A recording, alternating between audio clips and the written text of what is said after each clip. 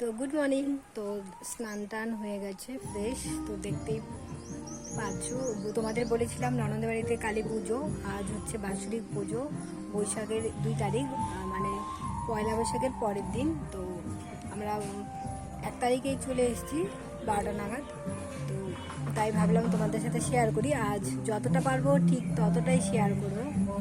আর এই যে দেখো, কানেরটা পরেছি, কেমন লাগছে কানেরটা পরে জানিও প্লিজ। যতটা পারবো ততটাই তোমাদের সাথে শেয়ার করবো। তো চলো প্যান্ডেলটা ঘুরে তোমাদের দেখাচ্ছি। মানে কাজের তোড়জোড় শুরু হয়ে গেছে সকাল সকাল।